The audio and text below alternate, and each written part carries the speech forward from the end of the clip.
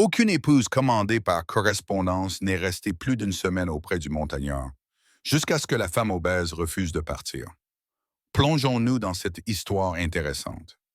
L'histoire commençait toujours par des chuchotements autour des feux de camp, dans des saloons poussiéreux, et sur les lèvres de voyageurs fatigués qui s'arrêtaient pour boire un verre et raconter une histoire. Il parlait d'Elias Cutter, l'homme des montagnes, un personnage mi-homme, mi-maître, qui vivait là où les pins étaient si hauts qu'ils semblaient effleurer le ventre du ciel, et l'air était si rare qu'il pouvait geler vos poumons si vous ne faisiez pas attention. Il avait construit sa cabane de ses propres mains, disait-il, abattu les arbres, transporté les pierres, couvert le toit de bois si épais qu'aucune tempête hivernale ne pouvait l'arracher. Il chassait sa propre viande, piégeait ses propres fourrures, et lorsqu'il descendait des hautes terres pour faire du commerce, les habitants de la vallée le regardaient comme un ours errant dans la ville. Il était immense, large d'épaules, barbu, avec des yeux qui semblaient avoir trop vu. Le genre Dieu qui ne quémandait pas l'amitié et ne l'offrait pas non plus. Mais ce n'était pas sa taille ni son silence qui faisaient de lui une légende. C'étaient des femmes. Toutes les quelques mois, la diligence arrivait avec une nouvelle épouse pleine d'espoir. Elle venait avec des gants blancs et des bonnets, des sourires nerveux et des mains fragiles. Toutes avaient lu ses lettres. Même si la plupart ont admis plus tard qu'elles ne savaient pas si Elias les avait réellement écrites lui-même ou si un agent de vente par correspondance russé leur avait simplement fait de belles promesses. Quoi qu'il en soit, elles sont venues, et elles sont reparties tout aussi vite. Certaines sont parties en pleurant, d'autres en colère, d'autres encore se sont éclipsées à l'aube sans un mot. Mais aucune n'est restée plus d'une semaine avec l'homme des montagnes. Les rumeurs se répandirent. Certains disaient qu'il était cruel, d'autres disaient qu'il était sauvage. Quelques-uns murmuraient qu'il voulait une servante, pas une épouse. Mais la vérité était plus difficile à cerner que le vent. Pourtant, l'histoire prit de l'ampleur. Lorsque la septième épouse s'enfuit au milieu de la nuit, Elias Cutter fut considéré comme maudit. Un homme qu'aucune femme ne pouvait dompter. Un homme destiné à vivre et à mourir seul dans les hautes terres. C'est ainsi que l'histoire commença. Mais cette histoire n'appartient pas à ces femmes. Elle appartient à celle qui n'est pas partie. Le jour de son arrivée, l'air était froid, même si l'hiver n'était pas encore là. La diligence cahotait sur le chemin rocailleux. Les chevaux transpiraient en tirant la lourde charge dans la pente. À l'intérieur, Clarabelle lissait les plis de sa robe grise toute simple et regardait par la fenêtre les montagnes qui s'élevaient de plus en plus haut. Elle n'était pas menue, elle n'était pas mince. Clara avait toujours été plus corpulente que les autres filles de son village, avec un visage rond, des hanches larges et des mains plus adaptées à pétrir le pain et à faire la lessive qu'à agiter un éventail lors d'un bal. Les enfants se moquaient d'elle. Les hommes l'ignoraient. Et sa famille, eh bien, elle lui avait clairement fait comprendre qu'elle était un fardeau qu'elle ne pouvait pas se permettre de garder. Alors, quand la lettre lui promit un mari et un foyer dans les montagnes, Clara n'hésita pas une seconde. Elle emballait ses maigres affaires et montait d'abord. Le conducteur, un vieil homme au teint buriné, coiffé d'un chapeau de travers, cracha du tabac par la fenêtre et lui lança un regard mi-compatissant, mi-menaçant. « Vous êtes sûre de vouloir ça, mademoiselle ?» marmonna-t-il. « On dit qu'aucune épouse ne tient le coup là-haut avec lui. » La montagne les engloutit tout entiers. Clara releva le menton. « J'ai déjà été englouti. Je m'en suis très bien sorti. » Le conducteur grogna. Il avait conduit des dizaines de mariés sur cette route. Il les avait aussi toutes ramenées. Lorsque la diligence s'arrêta enfin dans un grincement, Clara descendit sur la terre battue. L'air était rare, vif et imprégné du parfum des pins. Devant elle, appuyé contre une clôture en bois, se tenait Elias Cutter. Les histoires n'avaient pas exagéré. Il était imposant, avec une longue barbe hirsute et sa chemise tendue sur sa poitrine par des années passées à couper du bois et à transporter des pierres. Ses bras nus étaient musclés et marqués par d'anciennes blessures infligées par des hommes ou des bêtes. Ses yeux, d'un gris pâle glacial, la dévisageaient en silence.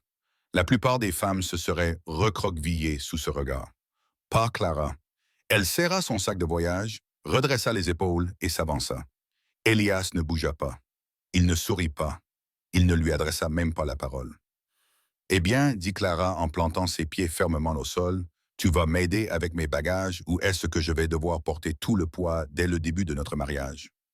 Le chauffeur s'étouffa avec sa propre salive, s'attendant à ce qu'Elias rugisse, fronce les sourcils et la renvoie sur le champ. Mais Elias se contenta de cligner des yeux. Lentement, il s'avança, souleva le sac comme s'il ne pesait rien et se dirigea vers le chemin étroit menant à la cabane. Il ne dit rien, ne se retourna pas, se mit simplement à marcher. Clara le suivit, ses bottes crissant régulièrement sur le gravier. Derrière eux, le chauffeur secoua la tête. « Pauvre femme, marmonna-t-il. Elle sera partie avant la fin de la semaine, crois-moi. » Mais Clara ne l'entendit pas. Et même si elle l'avait entendu, elle s'en serait moquée, car Clarabelle n'était pas comme les autres. Et Elias Cutter, l'homme des montagnes, était sur le point d'apprendre que pour la première fois de sa vie, il avait rencontré une femme qui refusait de partir. Le sentier menant à la cabane d'Elias Cutter n'était pas une promenade de santé. Il était raide et étroit, serpentant à travers des forêts de pins, où les arbres se penchaient comme des sentinelles vigilantes. L'air était rare, vif et mordant, portant le cri lointain des faucons qui tournaient au-dessus de la vallée en contrebas. Elias marchait devant, ses longues enjambées obligeant Clara à accélérer le pas. Il ne se retournait pas pour voir si elle avait du mal à suivre. Il ne lui demandait pas si elle tenait le coup. C'était la manière des montagnards, silencieuse, dure et indifférente. Mais Clara n'était pas du genre à se laisser abattre. Sa robe s'accrochait aux branches, sa respiration devenait lourde, ses bottes lui faisaient des ampoules aux talons. Mais elle continuait d'avancer, les yeux rivés sur le large dos de l'homme qui était censé être son mari. Enfin, les arbres s'écartèrent pour laisser place à une clairière. Elle était là, la fameuse cabane. Elle se dressait, solide, construite à partir de gros rondins, sa cheminée envoyant un mince filet de fumée dans le ciel. Des piles de bois de chauffage étaient alignées sur le côté, des peaux d'ours et des lances séchines sur des étagères. Ce n'était pas tant une maison qu'une forteresse contre la nature sauvage. Clara s'arrêta, les mains sur les hanches, pour observer les lieux. « C'est donc ici que les mariés viennent mourir », murmura-t-elle entre ses dents. Elias l'entendit. Il tourna la tête juste assez pour que ses yeux glacés croisent ceux de Clara. « Elles sont parties parce qu'elles n'étaient pas faites pour ça », dit-il d'un ton neutre. Sa voix était grave, rauque, comme des rochers dévalant le versant d'une montagne. « Si tu es intelligent, tu feras de même avant l'arrivée de l'hiver. » Clara renifla, peu impressionnée. « Tu ne me fais pas peur, homme des montagnes. J'ai connu pire que des murs froids et le dur labeur. » Il ne dit rien de plus. Il se contenta d'ouvrir la lourde porte de la cabane. À l'intérieur, tout était comme elle s'y attendait. Des meubles en bois brut, une large cheminée en pierre, des peaux d'animaux jetés sur le plancher. Pas de rideaux, pas de douceur, juste la survie. Elias posa son sac dans un coin. « Tu cuisineras, tu répareras et tu entretiendras le feu. Je chasserai, je couperai du bois et je tiendrai les loups à distance. N'attends rien de plus. » Clara haussa les sourcils. « Eh bien, n'est-ce que pas là un accueil romantique? » Elias fronça les sourcils, lui tournant le dos tandis qu'il sortait un couteau de son étui et commençait à l'aiguiser sur une pierre humide. Le bruit du grattement remplissait le silence, mais Clara n'était pas prête à se taire. Elle posa son bonnet, épousseta sa jupe et se dirigea droit vers l'âtre. « Le feu est faible, annonça-t-elle. Je vais l'attiser avant que la pièce ne se refroidisse. » Elle rassembla des bûches, les fendit soigneusement à l'aide d'une petite hache près du mur, et bientôt, le feu crépitait. La lueur illuminait son visage, apportant de la chaleur dans la cabane pour la première fois depuis qu'elle était entrée. Elias interrompit son travail d'affûtage. Son regard se posa sur elle pendant un instant. Aucun des autres n'avait fait cela, pas sans se plaindre, pas sans trembler. Ils avaient frissonné, ils avaient pleuré, ils avaient supplié de rentrer chez eux. Mais cette femme et cette manie agissaient comme si elle était à sa place. Clara surprit son regard et sourit. « Quoi? Surpris que je sache fendre une bûche? Tu penses qu'être ronde signifie être inutile? » Elias grogna sans répondre. Mais à l'intérieur, quelque chose bougeait, quelque chose qu'il n'aimait pas admettre. Il était habitué à ce que les femmes le craignent, le flattent ou le fuient. Celle-ci tenait bon. Plus tard, alors que le soleil déclinait, il lui lança une couverture de laine rugueuse. « Tu prendras le lit, dit-il. Je dormirai près du feu. Clara cligna des yeux. Tu me cèdes ton lit. Il est à toi maintenant, dit-il simplement, les lèvres esquissant un demi-sou. Rire. Malgré sa rudesse, cet homme avait un étrange sens de l'honneur. Lorsque la nuit tomba, Clara s'allongea sous la lourde couette, fixant le plafond en rondin au-dessus d'elle. Elle pouvait entendre Elias respirer régulièrement près du feu, le crépitement des braises remplissant le silence. Dehors, les loups hurlaient, leurs cris résonnant à travers les arbres. Pour la première fois depuis qu'elle avait quitté sa maison, Clara ne se sentait pas indésirable. La cabane était rudimentaire. L'homme était bourru, mais quelque chose dans cet endroit lui donnait l'impression qu'il la mettait à l'épreuve, la mettant au défi de persévérer. Et Clara n'avait jamais renoncé à un défi. Le lendemain matin fut froid et vif. Elias était déjà dehors lorsqu'elle se leva, coupant du bois d'un coup si puissant que chaque bûche se fendait d'un seul coup. Sa chemise collait à ses épaules de sueur malgré le froid. Clara ouvrit la porte, se frotta les yeux pour chasser le sommeil et lança « Eh bien, si tu comptes me faire travailler jusqu'à la mort, tu ferais mieux de me laisser manger d'abord. » Il s'arrêta au milieu d'un coup de hache enfoncé dans une souche. Lentement, un coin de sa bouche se tordit. Ce n'était pas tout à fait un sourire, mais presque. « Le petit déjeuner, alors, dit-il. » Ce petit échange fut la première fissure dans le mur qui les séparait. Clara ne le savait pas encore, mais elle venait de faire ce qu'aucune mariée avant elle n'avait réussi à faire. Elle n'avait pas pleuré, elle n'avait pas supplié, elle n'avait pas fui. Elle était restée debout dans sa cabane, avait regardé l'homme des montagnes dans les yeux et avait refusé d'être renvoyée. Et Elias Cutter, pour la première fois depuis des années, ne savait pas s'il voulait qu'elle parte ou qu'elle reste. La première semaine dans la montagne mit à l'épreuve bien plus que ses muscles. Elle mit à l'épreuve sa patience. La cabane était petite, le travail interminable, et le silence d'Elias Cutter pouvait étouffer l'air comme de la fumée. Ce n'était pas un homme de mots, c'était un homme d'action. Il se levait avant l'aube, chargeait son fusil sur son épaule et disparaissait dans la forêt pour chasser. À son retour, il portait sur ses épaules des proies ensanglantées.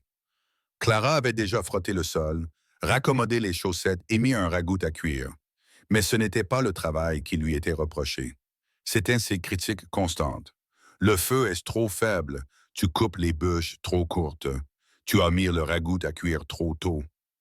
Quoi qu'elle fasse, il avait toujours quelque chose à redire. Clara jetait alors sa cuillère, posait ses poings sur ses larges hanches et le fusillait du regard à travers la cabane. Tu sais, pour un homme qui vit seul, tu te plains beaucoup. Si je suis si inutile, tu devrais peut-être préparer ton propre dîner. Elias leva à peine la tête de son couteau qu'il était en train d'aiguiser. Si je voulais que ce soit mal fait, je le ferais moi-même. Il répéta cela pendant des jours, sa franchise se heurtant à son obstination.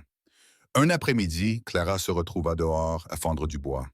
Elle n'était pas très habile, mais elle était déterminée.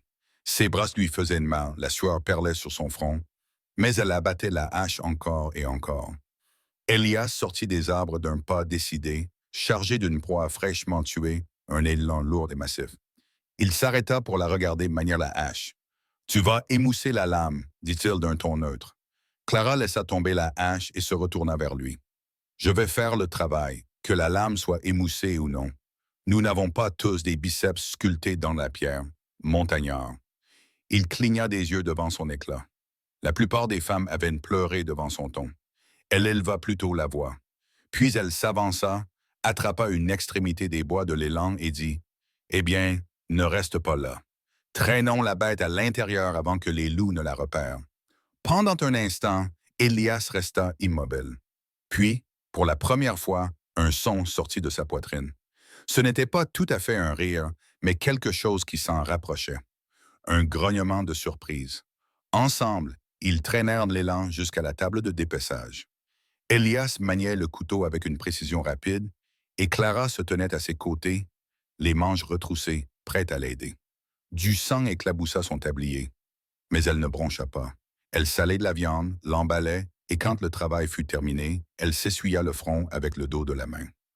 « Voilà, dit-elle, essoufflée, ce n'était pas si difficile, n'est-ce pas, un homme et sa femme travaillant ensemble au lieu de se donner des ordres. » Elias lui jeta un coup d'œil, ses yeux gris pâles se plissant.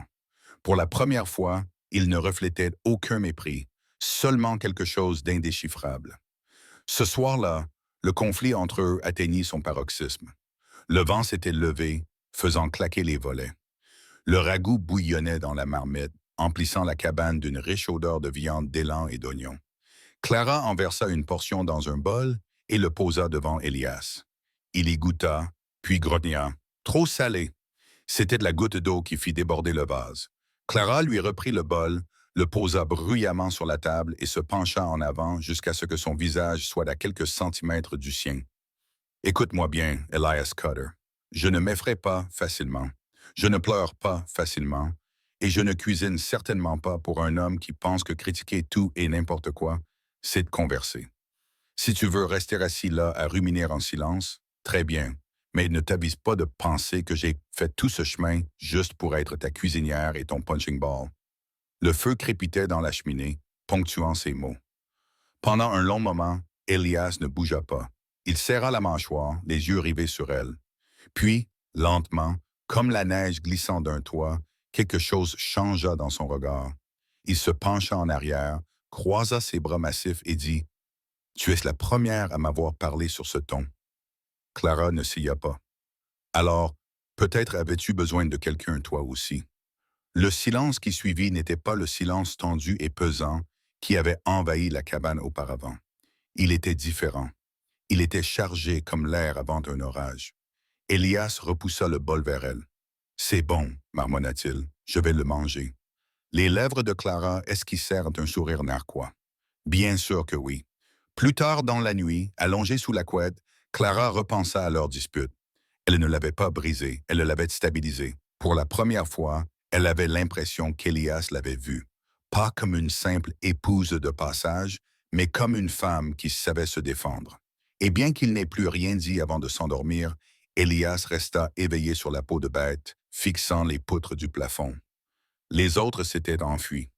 Celle-ci s'était battue, et cela, plus que toute autre chose, déstabilisait l'homme des montagnes. La première neige tomba tôt cette année-là. D'abord, de fins flocons tourbillonnaient paresseusement dans le ciel gris d'octobre. Puis ils devinrent plus nombreux, plus épais, plus lourds. À la fin de la semaine, la montagne était recouverte d'un manteau blanc. Les arbres ployaient sous le poids de la neige, et la petite cabane se dressait comme un avant-poste solitaire face à la tempête. Elias Cutter avait déjà connu des hivers comme celui-ci. Il savait ce qu'il signifiait. Il doubla ses chasses, ramenant des élans, des lapins, tout ce qu'il pouvait attraper. Clara salait et séchait la viande, la mettait dans des crocs et empilait les bocaux contre le mur. Le feu brûlait jour et nuit, la pile de bois diminuant plus vite qu'elle ne l'aurait souhaité. Pourtant, elle ne se plaignait pas. Chaque soir, alors que le vent hurlait comme des loups à travers les avant-toits, elle entretenait le feu, versait du ragoût dans des bols et fredonnait de vieux hymnes pendant qu'elle travaillait. Elias parlait peu, il s'asseyait pour aiguiser son couteau ou réparer ses pièges, sa présence était constante, son silence épais. Mais ensuite, la tempête de neige arriva. Elle rugissait depuis les hauts sommets comme le souffle d'une grande bête. La neige se jetait contre les murs de la cabane. Les volets claquaient. Le toit gémissait sous le poids. Pendant 3 jours, ils furent enfermés. La porte était ensevelie sous une congère plus haute que Clara. Dès le 2e jour, les réserves de nourriture semblaient déjà maigres. Elias mâchait tranquillement le dernier morceau de viande séchée. Clara vit ses épaules se crisper. Elle vit son regard se poser sur la pile de provisions qui diminuait. Cette nuit-là, elle prépara un bouillon clairsemé, à peine suffisant pour réchauffer l'estomac. Elle posa le bol d'Elias devant lui, puis ne remplit le sien qu'à moitié. Il remarqua que sa cuillère s'était arrêtée en plein mouvement du mouvement. « Tu n'as pas pris ta part », Clara haussa les épaules, soufflant sur la vapeur qui s'échappait de son bol. « Je n'ai pas besoin de beaucoup. De plus, un homme qui coupe du bois et combat les loups brûle plus d'énergie qu'une femme qui coud des chaussettes. » Il plissa les yeux. « Ne te prive pas de nourriture. »« Ce n'est pas le cas, » mentit-elle en prenant une autre cuillerée. « J'ai déjà vécu avec moins. » Elias l'observa longuement. Il n'était pas habitué aux mensonges. Il était habitué au silence, aux excuses ou aux larmes. C'était différent. C'était un sacrifice. Le lendemain soir, elle recommença. Elle mangea moins, lui donna plus et glissa même un morceau à son chien de chasse, Bristol, qui haletait à ses côtés. Cette fois, Elias posa bruyamment sa cuillère. Le bruit sec fit sursauter Clara. Tu vas te laisser mourir de faim avant d'abandonner, n'est-ce pas? Grogna-t-il. Clara releva le menton. Ses yeux brillaient d'un feu vif dans la lueur de l'âtre. Mieux vaut mourir de faim que de vivre comme une lâche, rétorqua-t-elle. Ces mots le frappèrent, de plus durement que la tempête dehors. Il ouvrit la bouche, puis la referma, la fixant du regard. Personne ne lui avait jamais parlé ainsi. Pour la première fois depuis des années, Elias Cutter resta sans réponse. La tempête faisait rage. La cabane se refroidissait. Les murs gémissaient comme si la montagne elle-même voulait les écraser. Une nuit, Claire se réveilla et trouva Elias encore éveillé, assis près du feu. Ses larges épaules étaient affaissées, ses yeux fixés sur les flammes. Pour la première fois, il ressemblait moins à une montagne qu'à un homme, fatigué, usé, portant un poids trop lourd pour une seule paire d'épaules. Elle s'assit, serrant la couette autour d'elle. « Tu ne dors pas beaucoup, n'est-ce pas? » Il remua la mâchoire avant de répondre. « Le sommeil ne vient pas facilement quand on s'attend à ce que le toit s'effondre. » Clara l'observa. « Tu es seule depuis trop longtemps, dit-il en se tournant vers elle, ses yeux gris reflétant la lumière du feu. « Et vous avez trop souffert. » Le silence qui suivit n'était ni tranchant, ni froid. Il était chaleureux, fragile, comme le calme entre deux personnes qui ont enfin cessé de lutter contre le vent et se contentent d'écouter. Le quatrième jour, la tempête s'est calmée. Le monde extérieur était blanc et immobile, les congères s'empilaient, le ciel était pâle et le soleil faible. Elias creusa un chemin jusqu'au tas de bois, son corps fumant de sueur malgré le gel. Clara se tenait dans l'embrasure de la porte, une couverture enroulée autour des épaules, et observait. Pour la première fois depuis son arrivée, elle ne voyait pas seulement l'homme sauvage des montagnes. Elle voyait un protecteur, un homme qui se tenait entre elle et un monde qui voulait la voir partir. Et pour la première fois, Elias Cutter admit en lui-même que peut-être, juste peut-être, la femme dans sa cabane n'était pas un fardeau. Elle n'était pas un autre échec qui attendait de partir. Elle était son égale. Le point de rupture ne l'avait pas brisé. Il l'avait liée plus étroitement à la montagne. Et au fond de lui, même s'il ne l'aurait jamais dit à voix haute, Elias sentait une vérité dangereuse se former dans sa poitrine. Il ne voulait pas qu'elle parte. La tempête était passée, mais l'hiver était loin d'être terminé. La neige s'accrochait obstinément aux arbres. La rivière était gelée par endroits et les murs de la cabane craquaient à chaque coup de vent. Mais la tempête avait fait quelque chose qu'aucun d'eux n'avait prévu. Elle avait brisé le silence entre eux. Avant, Clara travaillait et fredonnait, et Elias grognait et aiguisait des couteaux. Mais maintenant, il y avait des mots, courts au début, qui tombaient comme des pierres dans le silence. « Passe-moi le sel. Tu as raté un point. Il faut nourrir le chien. » De petites choses ordinaires. Pourtant, pour Clara, elles étaient comme des rayons de soleil perçant les nuages. Un soir, Elias rentra tard, traînant derrière lui 2 lapins. Sa barbe était givrée, ses mains rougies par le froid. Clara avait allumé un grand feu et mis un ragoût à mijoter. « Laisse-moi voir tes mains, dit-elle alors qu'il posait les lapins sur le billot. Il fronça les sourcils, habitué à recevoir des ordres. « Elles vont bien, elles sont rouges comme des écrevisses bouillies, dit-elle fermement, saisissant l'une de ses mains massives avant qu'il ne puisse la retirer. Sa peau était rugueuse, cailleuse et chaude malgré le froid. Elle frotta ses jointures avec une pommade qu'elle avait préparée plus tôt dans la semaine à partir de graisse et d'herbe. Elias était assis, raide comme une statue, et la regardait. Personne ne l'avait touchée depuis des années. Pas gentiment, pas sans crainte. Quand elle eut terminé, elle leva les yeux et dit simplement « Voilà, même une montagne a besoin d'être entretenue de temps en temps. » Quelque chose brilla dans ses yeux pâles, et pour une fois, il ne discuta pas. Les jours s'écoulèrent dans un rythme régulier. Elias lui apprit à dépouiller correctement un lapin, guidant sa main avec une patience surprenante. Clara lui montra comment étirer la farine en préparant des biscuits qui remplirent la cabane de chaleur et de réconfort. La nuit, lorsque le vent gémissait, il se retrouvait assis plus près du feu, le silence moins pesant. Un soir, Clara se mit à fredonner doucement et régulièrement une vieille chanson que sa mère avait l'habitude de chanter. Elias pencha la tête, écoutant. « Chante, dit-il, plus comme une observation que comme une question. »« Mieux que toi, je parie, le taquina-t-elle. » À sa grande surprise, le coin de sa bouche se contracta. Ce n'était pas tout à fait un sourire, mais c'était ce qui s'en rapprochait le plus qu'elle ait vu jusqu'à présent. Tu appelles ça chanter, marmonna-t-il en secouant la tête, mais une légère chaleur persistait dans sa voix. Plus tard dans la semaine, Clara le taquina à nouveau alors qu'il rasait le givre de sa barbe avec un couteau de chasse. Fais attention avec ça. Un faux mouvement et tu perdras la moitié de ta barbe. Comment les montagnards t'appelleront-ils alors? Grizzly, chèvre bossue. Elias haussa un sourcil. Je pourrais faire repousser une nouvelle barbe en une semaine. Eh bien, dit-elle en esquissant un sourire, espérons que ce sera plus rapide que le temps qu'il te faut pour sourire. Cela lui arracha un grognement, un son si grave et si étrange qu'elle réalisa soudain qu'il était en train de rire. Espérons que ce sera plus rapide que le temps qu'il te faut pour sourire. Cela lui valut un grondement de sa poitrine, un son si grave et si étrange qu'elle réalisa avec surprise qu'il riait. Ce n'était pas grand-chose, juste un simple rire rauque.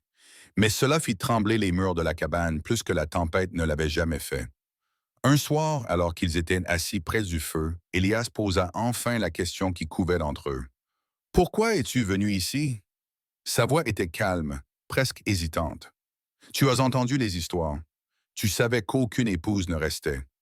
Clara remua le feu avec la tige de fer, faisant jaillir des étincelles. Son visage s'adoucit, des ombres vacillant sur ses joues. Parce que nulle part ailleurs ne voulait de moi, dit-elle simplement. Chez moi, j'étais trop en tout, trop grande, trop bruyante, trop têtue. Ils m'ont dit que je mourrais vieille fille, et je les crois. Alors quand j'ai eu la chance de venir ici, je me suis dit que si je devais être indésirable, je préférais l'être dans un endroit où l'air est pur et où les hommes travaillent honnêtement.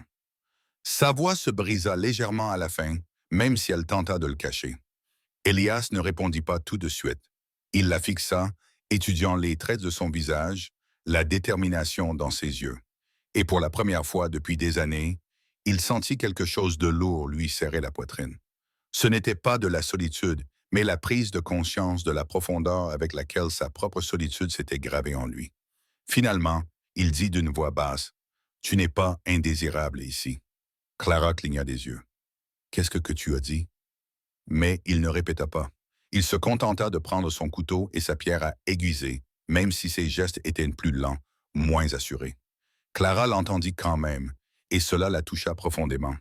Cette nuit-là, allongée sous la couette, Clara repensa à ses paroles. Elles n'étaient ni romantiques, ni fleuries, mais elles signifiaient plus que tous les doux mensonges du monde. Et Elias, allongé sur la peau de bête, fixa le feu longtemps après qu'il se fût éteint, se demandant quand cette femme avait commencé à adoucir la pierre qui était dans lui. Il avait passé des années à construire des murs plus hauts que les sommets des montagnes. Mais Clarabelle, têtue et inébranlable, les escaladait tranquillement. Et pour la première fois, il n'était pas sûr de vouloir l'en empêcher. Le dégel fut lent. La neige fondit par endroits, ruisselant des branches, laissant le sol mou et boueux. Les animaux de la forêt s'agitèrent à nouveau, et avec eux vinrent les murmures des hommes, ceux qu'Elias connaissait trop bien. Cela faisait maintenant plusieurs jours qu'il observait la fumée s'élever de la vallée. Des étrangers campaient trop près de ses terrains de chasse. Des hommes qui prenaient sans demander. Des hommes qui ne croyaient pas qu'il fallait laisser les choses telles qu'elles étaient. Clara le remarqua d'abord dans les épaules d'Elias. Il était tendu. Ses mouvements étaient plus brusques. Il arpentait davantage la nuit, à l'écoute, les yeux rivés sur les bois. Finalement, un après-midi, alors que Clara lavait des vêtements au bord de la rivière, Elias apparut entre les arbres, des fusils en bandoulière. « Tu ne devrais pas être seul ici, » dit-il en scrutant les arbres. Clara cligna des yeux. « Quoi? Qu'y a-t-il là-bas? Des hommes? » marmonna-t-il. Juste ce mot, lourd comme le tonnerre. Cette nuit-là, l'air était chargé d'inquiétude. Clara pouvait le sentir pendant qu'elle préparait le dîner. Elias jetait des coups d'œil à la fenêtre, à chaque ombre à l'extérieur, ce qui éveillait son instinct. Finalement, elle posa la louche et lui fit face. « Tu es agité depuis des jours. Dis-moi la vérité, Elias. » Il hésita. Il n'avait pas l'habitude de s'expliquer, surtout pas à une femme. Mais Clara n'était plus n'importe qui désormais. Elle était là, avec lui. Il y a des hommes dans la vallée, des vagabonds. Ils prennent ce qu'ils veulent, de la nourriture, des fourrures, Des femmes. Le mot Homs resta suspendu dans l'air, tranchant comme un couteau. Clara sentit sa poitrine se serrer, mais elle ne broncha pas. Et tu penses qu'ils viendront ici? Il la regarda dans les yeux. Ils vont essayer. Le lendemain matin lui donna raison. Clara était en train d'étendre le linge lorsqu'elle les aperçut. Trois hommes à l'allure rude grimpaient de la pente, des fusils négligemment jetés sur l'épaule, un large sourire hideux aux lèvres. Bonjour, mademoiselle, dit l'un. Deux, je ne savais pas que le montagnard avait une si jolie femme de ménage. Les mains de Clara se figèrent, son cœur battant à tout rompre. Avant qu'elle n'ait pu répondre, Elias sortit de la cabane, le fusil déjà à la main. Vous êtes en infraction. Sa voix était basse, un grognement qui grondait comme un orage approchant. Le plus grand des hommes ricana. Du calme, nous sommes juste venus rendre visite. Peut-être partager un verre, peut-être plus. Son regard se posa sur Clara d'une manière qui lui noua l'estomac. Elias arma son fusil sans hésiter. Le clic métallique résonna dans la clairière. Partez maintenant. Pendant un moment tendu, personne ne bougea, puis le plus grand des hommes rit et cracha dans la neige. Très bien, mais ne croyez pas que vous pourrez nous tenir à l'écart éternellement. Tôt ou tard, montagnard. Tout le monde finit par céder. Ils reculèrent lentement, en se moquant, leur rire résonnant dans la pente jusqu'à s'évanouir dans les arbres. À l'intérieur de la cabane, les mains de Clara tremblaient tandis qu'elle versait de l'eau. Elle ne voulait pas l'admettre, mais les paroles des hommes résonnaient encore dans sa poitrine, comme un goût amer. Ils reviendront, n'est-ce pas? Murmura-t-elle. Elias était assis à la table, nettoyant son fusil avec des gestes lents et délibérés. Sa mâchoire était crispée, son regard orageux. Ils reviendront, dit-il, et ils apprendront. Clara déglutit. Alias, je devrais peut-être partir. Je ne fais peut-être qu'empirer les choses pour toi s'ils n'étaient pas après moi. Il referma le fusil d'un coup sec et le bruit la fit sursauter. Non. Sa voix était dure puis s'adoucit lorsqu'il la regarda. Tu ne pars pas, Clara retint son souffle. Mais tu penses que je ne peux pas m'occuper de quelques rats de la vallée. Ses yeux la transperçaient. Tu es resté alors que personne d'autre ne l'a fait. Tu m'as affronté. Affronte cette vie. S'ils pensent de pouvoir t'enlever à moi, ils découvriront ce que signifie se battre contre une montagne. Cette nuit-là, le silence pesait dans la cabane. Ce n'était plus le silence froid d'étrangers, mais le silence total de deux personnes attendant que la tempête éclate. Clara était assise près du feu, ayant oublié son ouvrage de couture sur ses genoux. Elle jetait des regards furtifs à Elias qui affûtait son couteau de chasse. Ses épaules étaient larges, ses mouvements assurés, et pour la première fois, elle ressentit l'étrange réconfort de savoir qu'une personne comme lui se tenait entre elle et le danger. Mais elle savait aussi qu'il ne s'agissait pas seulement de survie. Il s'agissait d'appartenance, de savoir si elle avait vraiment sa place ici, avec cet homme à moitié sauvage et à moitié blessé. Alors que le vent soufflait dehors, Elias rompit enfin le silence. Ils reviendront, Clara. Et quand ils reviendront, tu verras. Je ne te laisserai pas partir. Cette nuit-là, alors que Clara était allongée sous la couette, son pouls s'accéléra, non pas à cause de la peur, mais à cause de quelque chose d'autre, quelque chose de nouveau et d'inconnu. Pour la première fois depuis qu'elle avait mis les pieds dans la montagne, Doim, elle se rendit compte qu'elle ne pensait pas à la façon de partir. Elle pensait à la façon de rester. La montagne resta calme pendant 3 jours. Trop calme. Elias le sentait dans ses tripes. Le calme avant de la tempête. Il se leva plus tôt, vérifia son fusil 2 fois et empila des bûches fraîches près de la porte. Clara remarqua la tension qui émanait de lui, même s'il parlait peu. Le 4e matin, le silence fut brisé. Les chiens aboyèrent les premiers, d'un aboiement aigu et frénétique. Puis vint le crissement des bottes sur le sol gelé.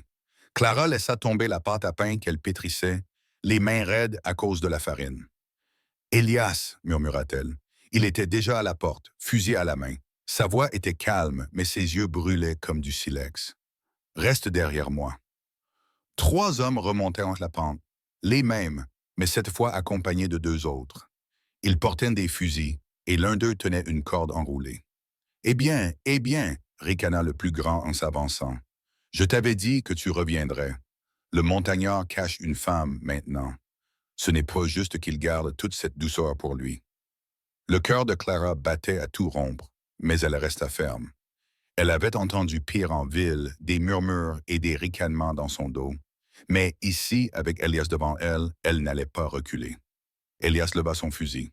Faites un pas de plus et vous finirez 6 pieds sous terre. Les hommes rirent, s'éparpillant, encerclant Clara comme des loups. Puis tout se passa très vite. Un homme se précipita à gauche, un autre à droite.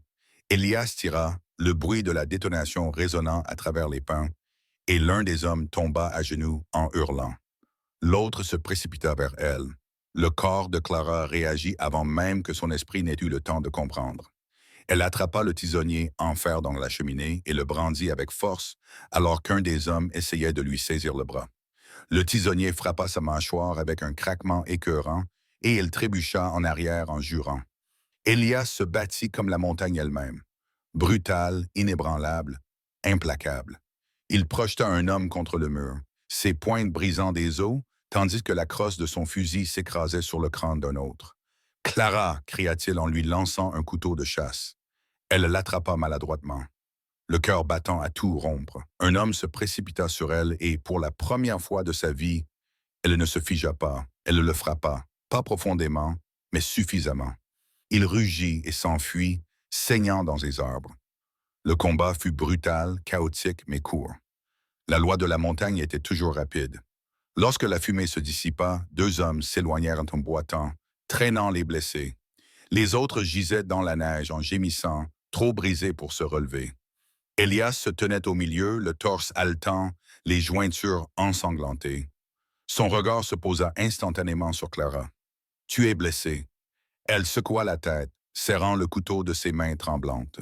« Non, pas une égratignure. » Puis, sans réfléchir, elle éclata de rire. Un rire sauvage et haletant qui la surprit elle-même. « Seigneur Elias, j'ai cru que j'allais m'évanouir, mais je n'ai pas failli. » Pendant un long moment, Elias se contenta de la regarder, de vraiment la regarder. Ses cheveux étaient emmêlés, son tablier déchiré, ses joues rougies par la vie, mais elle était toujours debout, féroce, inébranlable. « Tu n'as pas peur, » dit-il presque pour lui-même.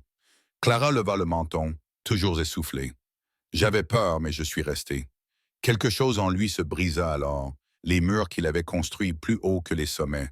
Le silence qu'il portait était plus lourd que la pierre. En 2 enjambements, il était devant elle. Sa main massive lui enserrait le visage, son pouce rugueux lui caressait la joue.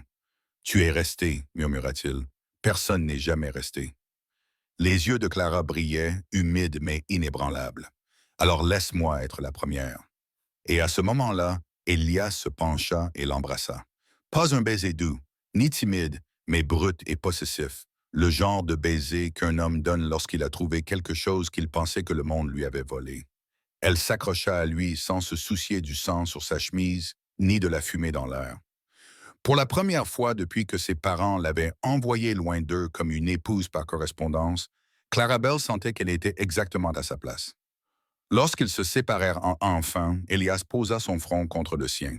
Sa voix n'était qu'un murmure destiné uniquement à elle. « Cette montagne est dure. Je suis plus dur encore. Mais si tu m'acceptes, Clara, je te jure que tu ne l'affronteras jamais seule. » Ses lèvres esquissèrent un sourire tremblant. « Je ne suis pas venu ici pour quitter Elias. Je suis venu pour vivre. Et je pense que je viens de trouver où commence la vie. » Le soleil perça les nuages, éclairant la clairière où le sang et la neige se mêlaient. Les intrus avaient disparu. Le danger était passé. Et pour la première fois, la montagne ne lui semblait plus être une cage de silence. Elle se sentait chez elle. Clarabelle avait tenu plus d'1 semaine.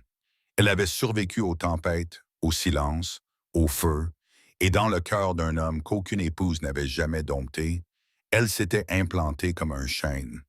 La femme qui avait refusé de partir était devenue celle qu'il ne laisserait jamais partir.